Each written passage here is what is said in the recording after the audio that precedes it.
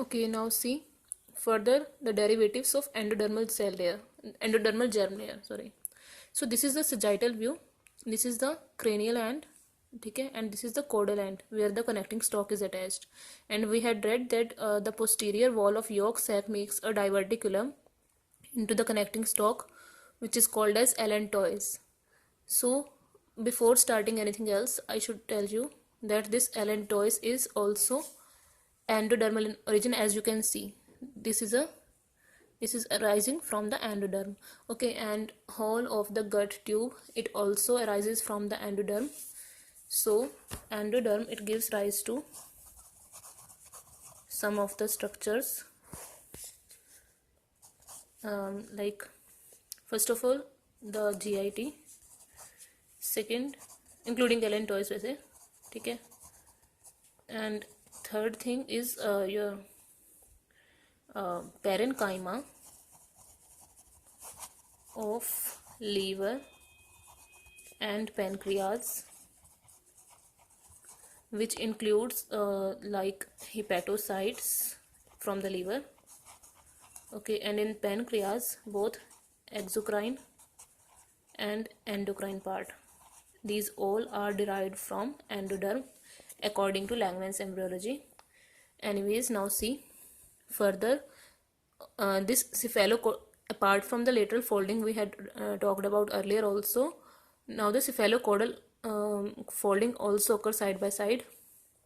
So what happens, from both sides, both cephalic as well as caudal part, it folds like this. Okay, and finally what happens, it constricts this yolk sac. And first of all, you should remember that this yellow part, as you can see above, this endoderm, it makes the gut tube. Okay, here this yellow part. Okay, and this above green colored structure, this is ectoderm, and this is endoderm. Endoderm has three parts. First is foregut, then midgut, then hindgut.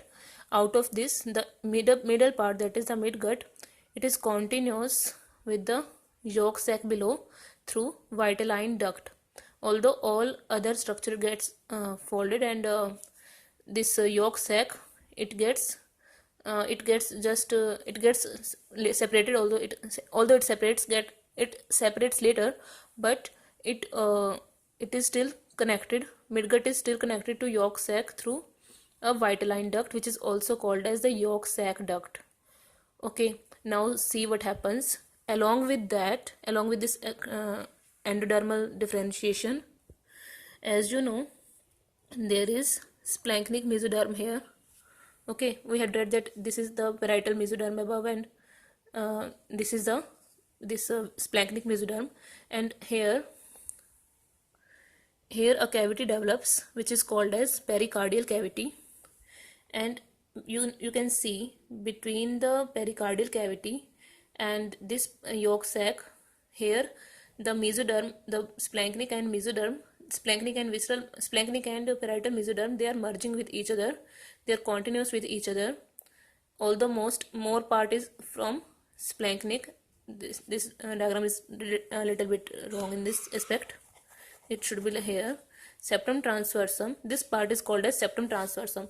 So you should know that this green or red color part, this is the septum transversum, which is derived from the mesoderm, where the splanchnic and parietal layers, they are continuous with each other, although it is more related to splanchnic mesoderm.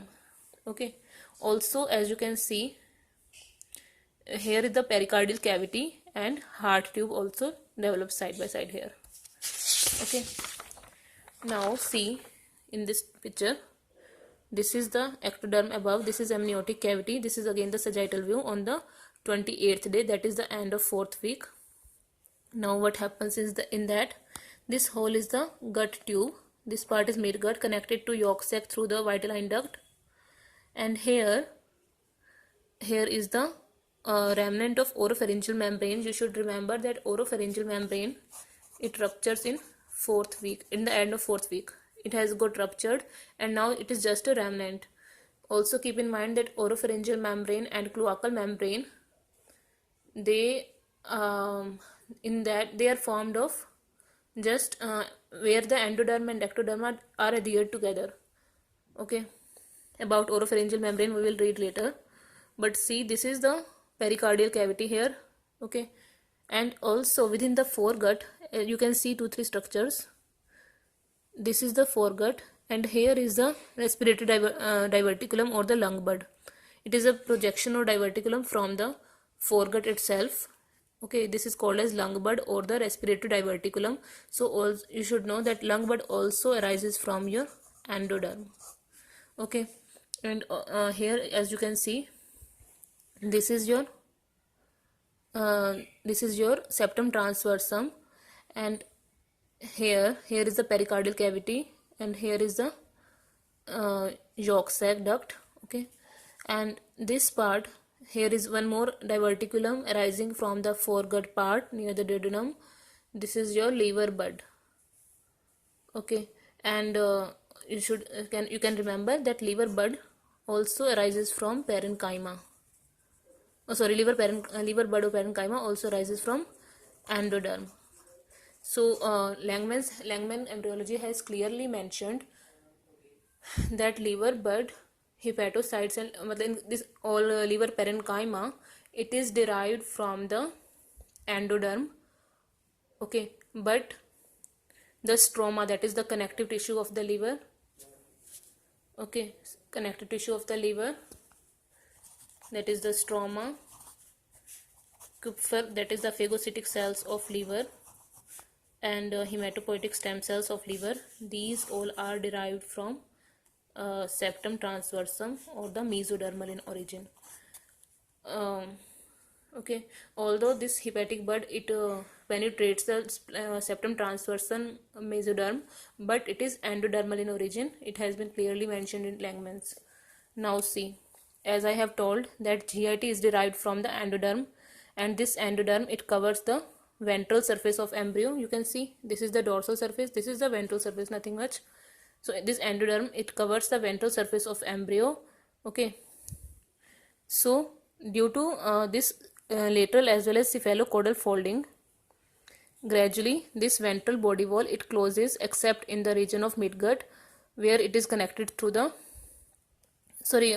due to this lateral and cephalocaudal folding, gradually this ventral body wall, it closes except in the umbilical region, which includes at this step both connecting stalk as well as this part. This whole part, as you can see, it is not closed. Okay, about the umbilical region also we will study later, that how these two merge, but at this step you should know that except in the umbilical region, whole this ventral body wall closes, as you had seen in the image of lateral folding also.